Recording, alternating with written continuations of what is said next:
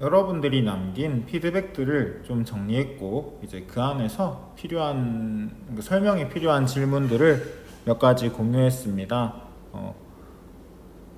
사실 지금 수업을 3반 정도 했는데 그러니까 내일, 그러니까 화요일이죠. 나한테는 화요일에 이걸 바로 또 수업을 해야 되기 때문에 급하게 만들고 있습니다. 이게 1이라고 하는 거는 2도 있고 3도 있을 수 있다는 거니까 수업을 들은 학생들이 궁금한 게 있으면 적극적으로 질문하고 이제 그것에 대해서 그걸 가지고 여러분과 내가 상호작용을 지속했으면 좋겠습니다.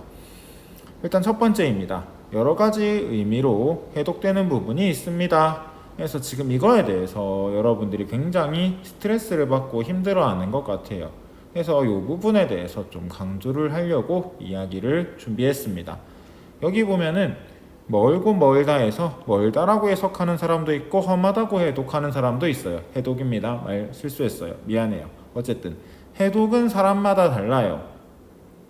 그래서 어느 게 맞는지 솔직히 잘 모르겠다라고 하는 친구들이 있습니다. 개인적으로 나도 그렇습니다. 선생님은 그러면 안 되는 거 아닌가요? 라고 하는데 책마다 다 달라요. 그러니까 해독은요 책마다 똑같지가 않습니다. 이 말인 즉슨 정확한 해독은 가능하다 불가능하다 불가능하다입니다. 나도 안 되는데 여러분들에게 정확한 해독을 물어보겠습니까? 내가 수업 때도 얘기했지만 그렇지는 않다라는 거예요. 그래서 지금 이 부분 같은 경우에는 이제 구름과 산 때문에 이제 님한테 갈 수 있는, 님을 볼 수 있는 방법이 없다라는 거예요. 산과 구름이 내가 님을 바라보는 시야를 가로막고 있다라는 겁니다.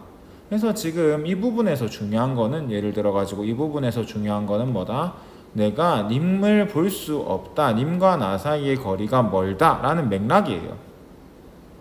산과 구름이 시적 화자와 님 사이의 거리감을 강조하는 역할을 하고 있다라는 그런 맥락을 여러분들이 잘 파악하면 되지. 이게 멀다, 이게 험하다. 이거 단어 하나의 의미 때문에 시 전체의 의미가 이 부분의 의미가 크게 달라지거나 하지는 않습니다. 그래서 여러분들이 공부할 때 어떤 해독을 봐도 괜찮아요. 내가 올려준 해독을 봐도 되고 딴 책을 봐도 괜찮아요. 근데 여러분들이 주의해야 되는 거는 결국에 어떤 해독이든 말하는 맥락은 같다라는 겁니다. 그래서 해독이 각각 다르기 때문에 문제의 소지가 있을 수 있습니다. 근데 맥락을 따르면 문제의 소지가 생길 가능성이 적어요. 나는 그래서 맥락을 되게 많이 중시합니다. 그래서 공부할 때 크게 맥락을 보고 공부하여라 라고 말하고 싶습니다. 진짜 이게 중요합니다. 그래서 해독을 많이 보라고 한 게 외우라는 의미는 아니었다라고 분명히 얘기했어요. 시의 처음부터 끝까지 내용이 어떤 식으로 전개가 되는지 하고 중요한 단어들은 어떤 것이 있는지 현대어를 통해서 조금 더 잘 파악하고 그거를 고전식어로 옮겨가지고 공부하는 방법도 있습니다. 그래서 중요한 시어들 현대어와 고전의 그러니까 중세국어를 비교하면서 찾고 공부를 했으면 좋겠어요. 제발 큰 맥락이라도 명확하게 알고 넘어가셔야 됩니다. 그래서 계속 읽어보고 시어의 의미를 생각해보는 게 제일 좋은 방법인가요? 많이 읽으면은 맥락이 쉽게 이해가 됩니다. 한 번, 두 번 읽어본 사람하고 세 번, 네 번 읽어본 사람하고 수업을 들을 때 또는 시를 볼 때 느낌이 달라요.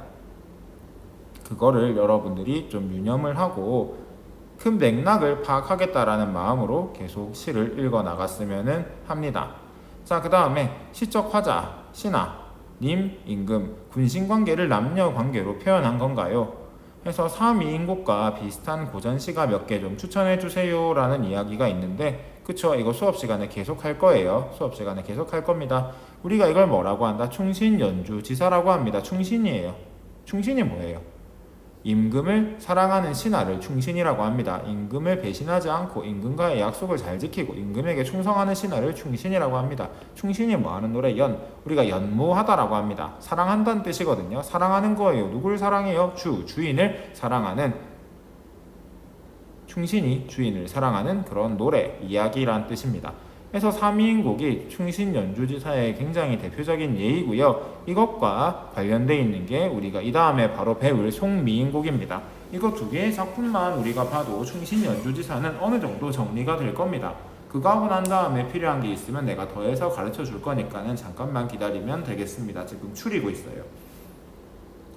자, 하고 군신관계를 남녀관계로 표현한 것인가? 분신관계와 남녀관계는 공통점이 있습니다. 뭐 하면 안 된다? 배신하면 안 됩니다. 배신하면 죽을 수 있습니다. 말이 그렇다는 거예요. 실제로 죽이면 안 됩니다. 그러니까 사실 있잖아요. 우리가 감정이 너무 격해지다 보니까 행동이나 삶을 제어하지 못하는 경우가 생겨요. 그러니까 그게 뭐예요? 지금 이 시도 그렇습니다. 지금 자신의 감정이 너무 과하기 때문에 어떻다? 삶을 아예 내던져 버리는 거예요. 인생은 유한한데 시름은 끝이 없다. 지 감정이 너무 북받치니까는 지금 이게 뭐예요? 삶이 어그러지는 거예요. 우리는 그런 삶을 살아서는 안 된다. 누구를 지켜야 된다? 자기 자신을 지켜야 됩니다. 시적 화자는 그렇게 하지 못하고 있어요. 여러분은 자기 자신을 지켜야 됩니다.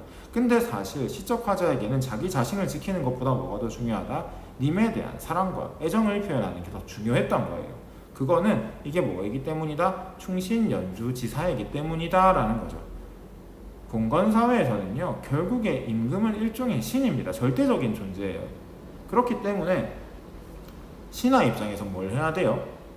사랑을 표현할 수밖에 없어요. 애정을 표현할 수밖에 없습니다. 어떠한 사랑과 어떠한 애정, 끊임없는 저 사람의, 저 임금의 반응과는 상관없이 나는 뭐 해야 된다? 충성을 할 수밖에 없는 관계라는 거죠.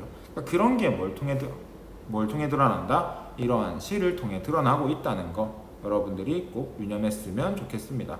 사실 시적 화자가 진짜 미쳐있다. 사실 미쳐있죠. 누구에게? 님에게. 왜? 님은 어떤 존재니까는? 임금이니까는. 근데 사실 여러분들이 착각을 하면 안 되는 게 님 이꼴 임금 이렇게 생각하고 시를 풀어보는 것보다는 뭐가 더 좋다? 이제 시 안에서 님과 시적 화자의 관계를 파악하면서 보는 게 훨씬 더 공부에 도움이 많이 돼요. 실제로 문제들을 따져보면은 님을 임금으로 두고 풀 수 있는 문제는, 그렇게 풀어야 되는 문제는 3개 중에 하나밖에 없었습니다. 마찬가지예요. 대부분의 시에서도 깊이 있는 의미를 물어보기보다는 뭘 물어본다? 눈으로 보이는 거, 우리가 확인할 수 있는 거.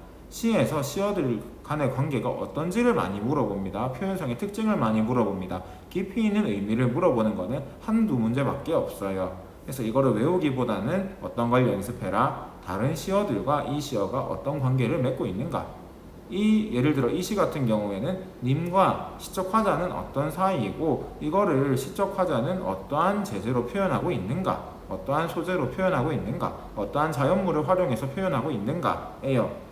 다른 충신 연주지사도 마찬가지로 이렇게 공부하시면 되겠습니다. 계속 피드백 적극적으로 남겨주시기를 바랍니다.